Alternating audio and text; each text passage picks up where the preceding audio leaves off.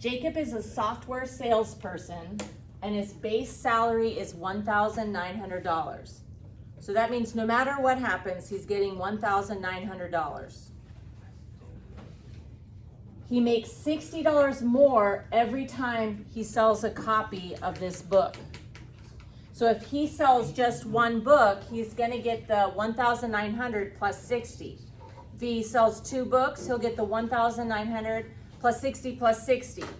They've already written the equation for us to represent the situation, but we want to make sure that we fully understand what each variable stands for. So reading through this, it says his total pay in dollars after selling the copies is as follows. It didn't give me the letter this time, but it told me that P is his pay. So I'm going to make that green for pay.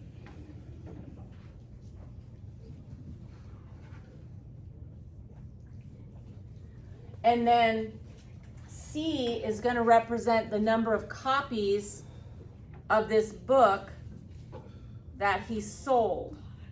So I'm going to make that blue. Once we have our equation, we're going to use that equation to answer a couple of questions.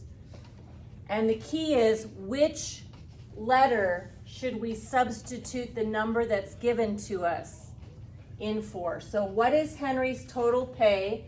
I don't know his total pay if he sells 23 copies. So C represents copies, so I want to put the 23 in for C. Okay, so I'm going to grab my equation. This is just my basic equation. They handed us that equation, so I'm going to grab the equation and use it. And now I'm going to replace copies, the C, with 23. And good notation, this C should turn into a set of parentheses and then insert the number 23. Okay, so notice I put a set of parentheses where the C used to be, and now I'm putting 23 in that spot. Simplifying the right-hand side, 60 multiplied by 23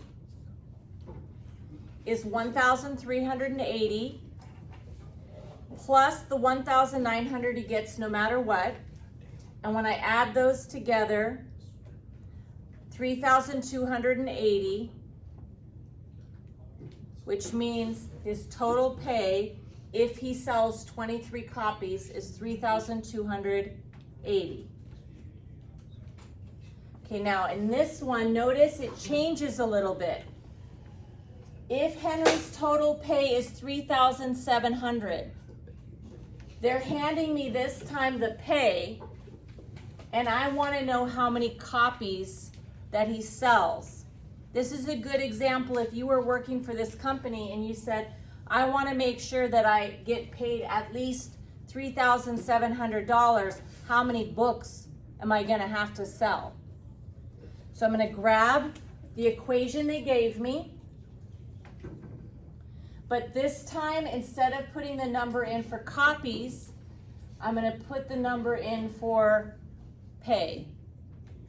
Now I can put a set of parentheses right here if I want to, and then put in the 3,700, but it's not next to anything, so I decided not to put the parentheses. So let's go ahead and insert this number in for pay. And instead of simplifying the side, we have to solve. We ask ourselves, what is preventing the C from being by itself? And on the same side of the equal sign is the number 60 and the number 1,900. And when you're solving an equation, you're undoing the order of operations. So please excuse my dear Aunt Sally. Aunt Sally, we're going to undo addition, subtraction, and then undo multiplication and division. So let's get rid of this add 1,900 by subtracting it. What I do to one side of the equal sign, I'm going to do to the other. When I subtract 1,900 from 3,700, I get 1,800. Bring down the equal sign. And on the right side, this got rid of that, so I still have 60C. Last step, I want to get rid of the multiply by 60, and the opposite of multiplication is division. So I'm going to divide by 60. What I do to one side of the equal sign, I do to the other. C is now by itself, and 1,800 divided by 60 is 30. So he's going to make $3,700 if he sells 30 copies. So step 1, write down the given equation, and then step 2, decide which letter, in this case C or P, that we're going to substitute the number in for. If the letter is already by itself, you're just simplifying the side.